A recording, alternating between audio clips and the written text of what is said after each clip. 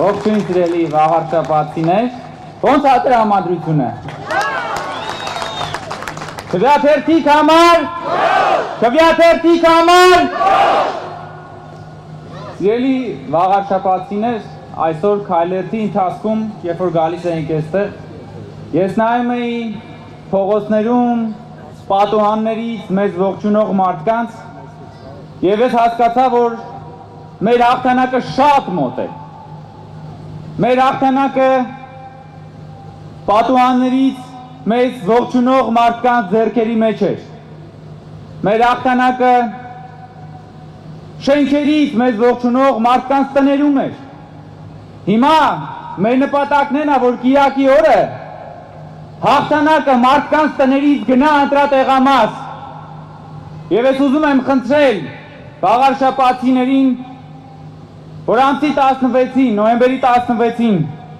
գնան ընտրական տեղամասեր եւ իրենց տնից այդ հաղթանակը տանեն քվյաթերթիկների միջոցով, նետեն քվյատուփը։ Խնդրում եմ, գնացեք այդ օրը, այդ 30 րոպեն տրամադրեք, գնացեք ընտրության, որ հետո ձեր երեխաները գնան լավ մանկապարտեզներ։ Դուք այդ օրը գնացեք ընտրության, որ ձեր երեխաները գնան լավ դպրոցներ։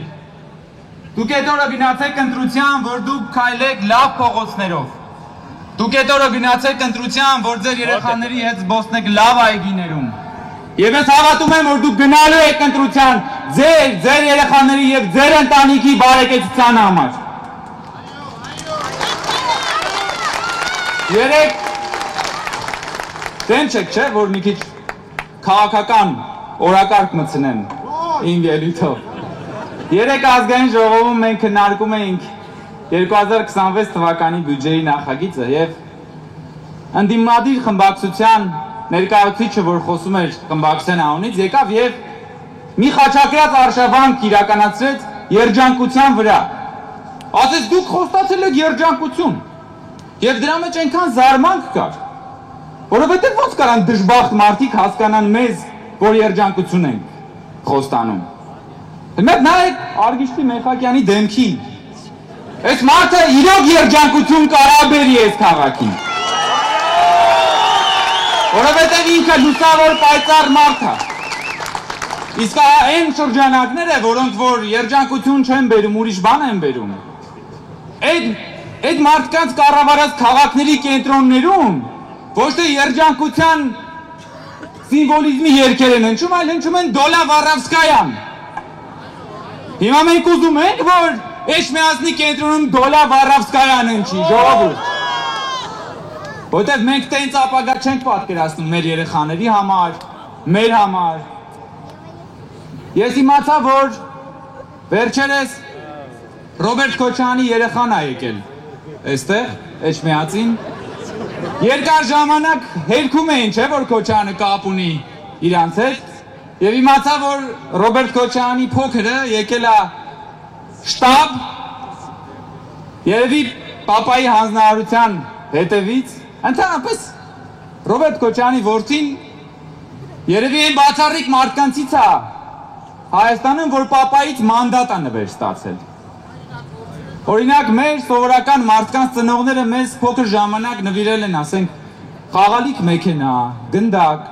բայց ունենք Ռոբերտ Քոչարյան իր տղային նվիրել է մանդատ պատգամավորական։ Ընդ որում մի 4-5 հոգի այդ արանքում մարդ կար, լույսի արագությամբ դուրս եկան, որ Քոչարյանի որդին դառնա պատգամավոր։ Հիմա Քոչարյանը իր որդուն ուղարկել է Էջմիածին, որ այստեղի ընտրությունը այդ գնդակի նման վերցնի եւ տանի տա պապային, ասա պասի պապ բերել եմ հաղթանակը։ Վաղարշապատցիները ասելու բան չունեն սրան։ Եվ այդ վստահ են, որ այդ ասելու բանը քվյաթերթիկները բացվելուց հետո բոլորը շատ լավ կհասկանան։ Ժողովուրդ ջան, մենք եւ հատկապես Արգիշտի Մեխակյանը ձեզանից մեկն է։ Արգիշտի Մեխակյանի հայրը իրան մանդատ չի նվիրել։ Բայց Արգիշտի Մեխակյանի հայրը մեզ բոլորիս ապագայի շանս է նվիրել։ Եվ Արգիշտի Մեխակյանը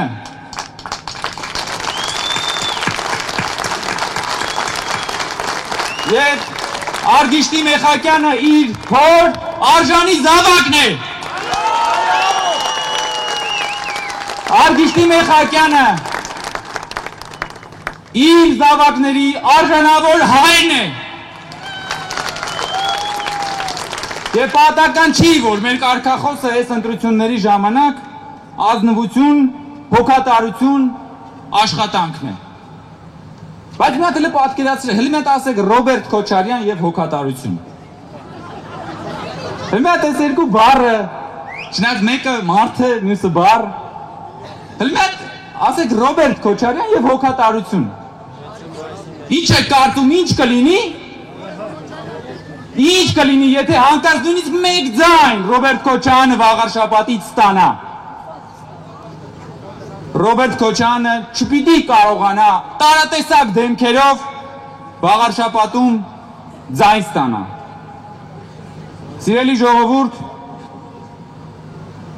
ես ուզում եմ ավարտել Աստվածաշնչի հայտնի խորհրդով, որն ասում է, որ եթե մանանեխի հատիկի չափ հավատ ունենաք, դուք կհրամայեք այս լեռանը, որ տեղափոխվի այստեղից այնտեղ եւ այն կտեղափոխվի եւ ձեզ համար անկարելի ոչինչ չի լինի։ Ես վստահ եմ, որ վաղարշաբաթցիների համար անկարելի ոչինչ չկա եւ նոյեմբերի 16-ին մենք բոլորս դա կտեսնենք։